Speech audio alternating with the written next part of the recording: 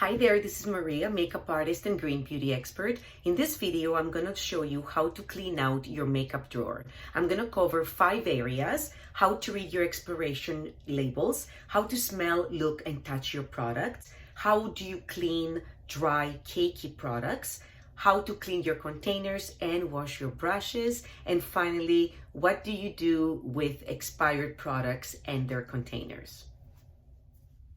So let's start off with what those little symbols on your bottles, your packaging really mean. So one of the most popular symbols is the symbol of the little jar with the open lid. So I'm talking about this little guy here. Now you will find this symbol on a lot of products, and what this simply means is that the product will last the X amount of months that are indicated in the jar after opening, all right? And that's why the little lid on the top is open. So for example, for this powder here, there's the lid open on the top, and then it says 24 months, okay? Which is 2 years. A lot of products will have those labels on the actual container, but some of them you will find that they'll only have it on the box when you buy it. So you really have to pay attention to the product before you remove it and try to memorize what that little symbol says, all right? And that one there is about 4 months. But you know, you're gonna open it up and take your mascara out. So for some of the things, especially the ones that you're using on a daily basis, you're just gonna have to memorize it, and I think it will get better over time. Now, for dry powders, I always say that they have a lot longer of, lasting shelf life, I guess. For example, this powder here, I've had it longer than 2 years, so full disclosure. It looks exactly the same as when I first bought it. So I think do your due diligence just like you do with your foods, and actually look and, smell the product if you're gonna keep it longer. Products such as pressed powders, so anything like this. The pressed powders usually contain more ingredients than the loose powders, okay? So this is a loose eyeshadow as opposed to a pressed eyeshadow. The reason for that is that pressed eyeshadow contains extra ingredients to get it to be a pressed product and actually stay together in a cake. So in the example of these eyeshadows I showed you here, they do contain jojoba seed oil to keep them pressed. So again, when you take your eyeshadow out of the package, you're gonna lose that little date, the little jar, but this one here is about a year. And again, look at the product, get to know your product. What does it look like when it's fresh? All right. And then you have your liquids, okay? So for example, foundations. Foundations, typically, same thing, they're about a year. And again, for all these dates that I'm giving you, they are for the natural or greener industry, which doesn't, use the same preservatives as conventional products, which are meant to live on the shelf for 2 years or sometimes more. All right, so in the example of foundations, it can vary. A product like this, in this case, is 6 months. And again, there's the little lid on the bottom with the 6 months. And then this different foundation here in the tube, is the little jar says 12 months. So just pay attention to what your individual product, how long it lasts. All right. And then when we move into skincare, a lot of companies now have the date underneath, so use by, and they also have a batch letter or a batch number. Pay attention to these in case your product, does look funny in a shorter time than what indicates on the label. You can definitely contact the company and tell them which batch you had and get them, to check and see if they had any issues with the batch. Sometimes these things happen. Again, this lotion here, it does contain a batch number here and best before date, okay, on the side. So look at these things. So use by, all right, and batch numbers. Now, how long they last, it also depends on where you store them. Do you have a super humid bathroom? Do you take long hot showers and maybe don't turn on the fan? That can all affect the life of your skincare. The thing that I wanted to say is that when you're using your products, are you dipping in there with wet hands, or are you using some kind of spatula to get into your products? All right, all of these more diligent, behaviors will help your product last longer. Okay, so now we're going to talk about how to smell, look, and touch your product. I want you to try and do that when you first buy something. It's the only good way to tell that the product has gone bad. You need to know what it smells like. You need to know what it looks like, okay? That's going to really save you from taking a product and just putting it onto your skin when it has actually expired or gone bad. So the first thing I want to talk about are the powders. Now, powders, pressed powders, as I said before, can last quite a while. Loose powders, of course, more than the pressed powders. Now, the reason for that is that if you have a loose powder, you have the product on the top like so, and then you pick it up with your brush or a powder puff. And when you have a pressed product, you are more likely to go in with a puff or a brush. We'll get to brushes later, but if you are not taking care of your brushes and washing them as often as you should, you're going to be taking the oil from your face and you're going to be pressing it back into your product. So what you might find is that your powders, your pressed powders on top, develop kind of like a cakey film, all right? Now, that's just the oil from your face or your brush. So what you want to do is you want to take a spatula and you can actually scrape the top layer of your powder and get rid of that cakiness, and then try to be more diligent with how often you wash your brushes. For mascara, same thing. When you get a fresh mascara, open it up and smell it. Okay, familiarize yourself with what it smells like. Look at the brush, So we know from that previous packaging that this mascara should last about 4 months. But after you've thrown that box out, you might not remember, all right? So again, you need to smell it and try to keep, tabs on when you bought it, when you first opened it, and periodically smell it to make sure that it smells the same way. Now for your oils, so any oils or skincare product that you have in your bathroom, you're going to open it when it's fresh and you're going to smell it, and you're going to know when those oils have gone off.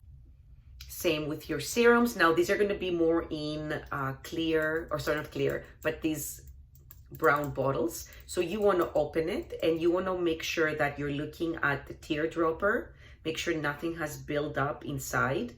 And that the oil, when you place it in your hand, has the same color as it did when you first started applying it. These amber bottles are made like this to protect your precious oils and serums from the sun, from sunlight. But after a while, it depends on where you're storing them in the bathroom, they can also go, all right? But of course, product in amber packaging is gonna last way longer. Pencils. The best way to clean your pencil, and of course you should also know what it looks like, what it smells like. So these are actually good up to 18 months, but the best way to sanitize and clean your pencils is to sharpen them, all right? Once you sharpen the pencil, you get a fresh color tip, you get a fresh, wood part around here, so that really cleans up and sanitizes your pencils.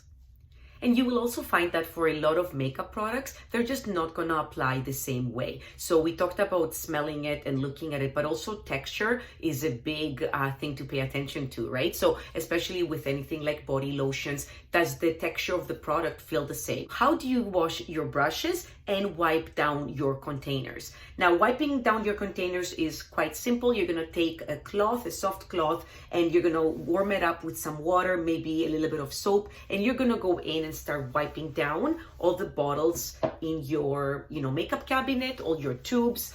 Sometimes we do have dirty hands, we touch oils, we touch all these different things, and the bottles on the outside get all that gunk. So you're gonna go in and wipe everything. You're gonna take your compacts and you're gonna wipe it on the outside. If you're able to pop your product out of the compact, such as in these type of compacts here, pop out the color or pop out the product, use something to peel it off, and then try to wipe the edges of the product, and then just pop your product back in. One of my favorite things is the brushes. You really have to take care of your brushes, and you have to wash your brushes. Brushes until recent years were not super cheap. Now, because we make them out of synthetic, more vegan materials, and we can use cheaper materials such as bamboo for the handles, they have dropped in price. However, they can also help keep your product fresh, because again, as I mentioned earlier, they are transferring the oils from your face into your products. So you're dipping in. You see this motion that I'm doing? Okay, so the easiest way to do it, I want you to do it in this way because I think it will really save you time, is to take your brushes, okay, and get a little mason jar, fill it up with a little bit of water. Now, I've seen this done on videos, and people fill it up all the way to the top. The reason why you don't want to do that is because the brush is comprised of 3 parts, okay? So this is the handle, and a lot of times it's made out of wood, whether it's bamboo or, and then this is the ferrule, and this is the loop. So what happens here, these 2 parts are actually joined or fused together with some kind of adhesive, right? What you don't want is your handles to start separating from this metal part. So the reason why you need to have a little bit of water is so that your brush doesn't get dipped in all the way to the wood, all right? So to the handle. So you can swirl like this, that's great. So this is just a little bit of water with a couple of drops of Castile soap. You can also use a little bit of shampoo if you're using a good shampoo, especially if you have natural bristle brushes. I do have some because they've been with me for over 20 years in school, but you're just going to dip your brushes in and you're just going to swirl them around gently. Again, you are not getting the wooden handle wet. And then of course you're gonna see that the water is changing here. Mine is getting a bit of a pink tint from my blush brush. All right, so you're gonna swirl it like this. And then what do you do when you're done with that? You're gonna have to rinse them because there is soap in there. So you're gonna take your brush out and gently rinse them. You can do it in the palm of your hand or dump out the soapy water, fill it up with a little bit of clean water and swirl them around to rinse them. After you've done that, you're gonna squeeze the excess water out of your brush and you're gonna shape them into shape, and then you're gonna place them somewhere to air dry. All right, you can put them the other way up on the in the mason jar, or what I like to do in the bathroom, I have a vent where the heat comes up. I place them over that grill part of the vent, and then they are dry super quickly. I would recommend washing your brushes at least once a week. If not, once every 2 weeks would be great. Again, remember that all that stuff from your face is going into your product. So if you don't want your product to get gunky and cakey and covered in oil, you're gonna have to be more diligent with washing your brushes. Okay, and lastly, now that you have cleaned some stuff out, you might have on hand a bunch of stuff that has expired, or a bunch of stuff that has, a teeny bitty product on the bottom of the jar that you're never going to use, or that you forgot about and now you're going in and smelling it and it just doesn't smell the same. So what are you going to do with all these containers? Okay, I'm hoping you don't have too much to get rid of and that you've been paying attention to what you've been using. However, you might be left with things like this. Maybe your powder broke, or you are right at the end. So these would be my suggestions to how to, get rid of some expired older things from your makeup drawer, just so you can declutter and actually really focus on what you have. This will be also very easy to do, and then have a more clear understanding of what you need to replace, what is missing, did something expire that now you need to replace. As soon as all that stuff is out of there, all of that becomes more clear for you. So what I would recommend with any product that you have a tiny bit left on the bottom of the jar, you're gonna scoop that out into the garbage, and you're gonna take a paper towel, or you're gonna take some other kind of material, and you're just gonna scoop that out, okay? Now, why the garbage? Well, because depending on what you're using, you don't wanna have all that more toxic ingredient find its way into our waterways, okay? So if you are using all natural stuff, I think, just do your due diligence and check your ingredients. And then, of course, you can rinse it and put it down the drain if you're using natural stuff. Otherwise, I would probably just scoop it out and throw it in the trash. You're also not wasting as much water having your faucet running, trying to wash everything out. Now, if you are using products with a glass jar, these can definitely be repurposed and they can be refilled. There's many different refill stations around the city. So of course, find one closest to you. Now, the other thing would be that they can, you can remove the labels and they can go into your dishwasher. That way you can sanitize them, clean them, and be more efficient and not waste water running out of your tap.